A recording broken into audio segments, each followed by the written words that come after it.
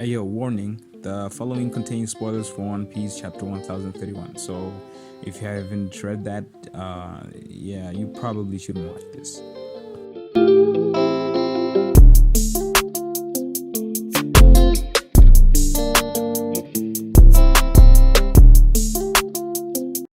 Good day, everyone. It has been a while. It's been like a month.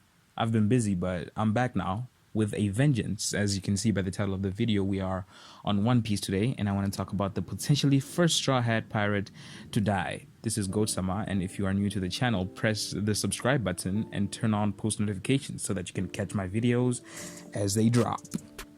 In One Piece's most recent chapters, series creator Eiichiro Oda seems to be setting up the death of at least one of the Straw Hats. Throughout the series' long history, death has somewhat always been avoided unless it was part of a character's flashback or origin story. It can even be argued that Ace and Whitebeard's death at the end of Marineford was just the final part of Luffy's origin story. Now, while most deaths in the story of One Piece have either been fake outs or for character development, Oda has only rarely put the Straw Hats in positions where they might actually die. Now though, things might be quite different. The Wano arc has been set up and hyped since Punk Hazard, or Fishman Island if you take Big Mom's involvement into account. As such, the stakes of the story need to reflect, and it seems that the readers are finally able to see just how high they are. Unfortunately for readers, while one Straw Hat in particular has had their death somewhat foreshadowed, in reality there are actually multiple contenders for this unfortunate fate. The first one on the chopping block is Sanji. Starting with Sanji, it seems like he is the character whose death has been the most foreshadowed. For the last few chapters, it's been clear that Sanji's body is changing and becoming much more like that of his brothers and sister. There are many reasons why these changes don't sit right with him, but the main one is he is terrified of becoming a merciless monster like his brothers are. One of Sanji's core character traits is his chivalry and kindness. His chivalry in particular has been highlighted multiple times throughout the raid on Onigashima, with his capture by Black Maria highlighting it. Sanji can't hate women, plain and simple. It's been stated in the past by both in-story characters and Oda himself that it's not something he won't do, but literally cannot do, most likely due to his upbringing and just his personality. This has caused multiple problems in the story and has even been a point of contention among the fan base for decades. However, in the most recent chapters, it seems that Sanji may have struck a woman, and an innocent one at that.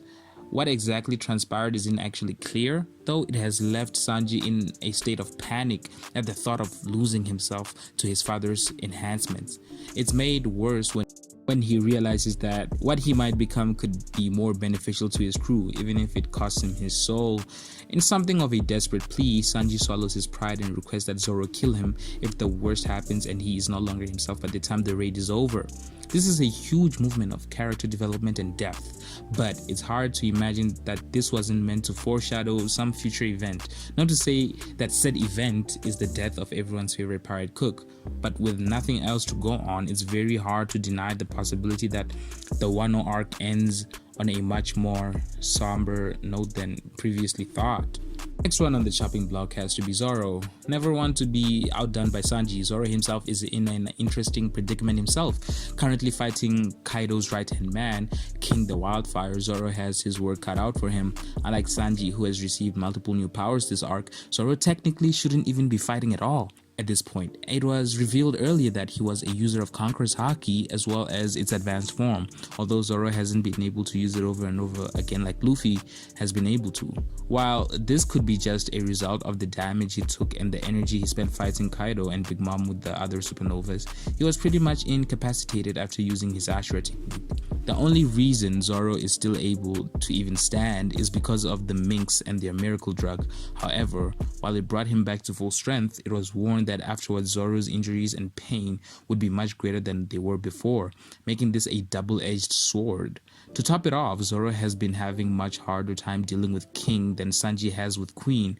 With King's ability to fly, credit fighting is very hard for Zoro to counter. With all that said, it is unlikely that Zoro will die here. Not only would it be a poor decision narratively, it practically wouldn't make any sense, with his entire character arc being solely about becoming the world's greatest swordsman and beating Mihawk in a rematch. Zoro's death on Wano would feel quite premature, especially with the relatively recent revelation of his conqueror's Haki. Last but not least on the chopping block has to be none other than our favorite skeleton, Brook. Now, this one in particular might seem a bit out of the left field, but there is a surprising amount of evidence to back up this possibility. Currently, Brook is escorting Nico Robin back to the rest of the Straw Hats. However, in a hot pursuit are the CPO agents that have been hiding out on the island throughout the entirety of the raid.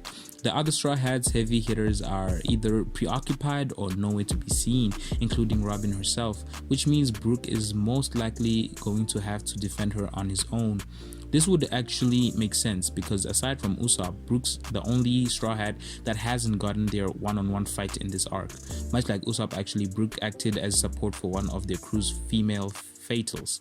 Unfortunately, CPO agents might be even stronger than Kaido's Toby Roppo, as they are described by Robin to be in a league of their own. As strong as Brook is, even if he could beat one of the agents, it's unlikely that he could beat both of them. And while they have been ordered to capture Robin alive, there is no such order for Brook. His death might not be guaranteed or even foreshadowed the way Sanji's was. It's hard to ignore the possibility. However, due to his somewhat undead nature, killing him might be much harder than it sounds. All in all, this raid has shaped up to be an exciting story with so much going on that it's hard to keep track of all the moving pieces. It has also created an atmosphere of unknown possibility. As of now, it might not be clear what Oda intends to do with his characters, but it's clear that readers need to start preparing for the worst, just in case.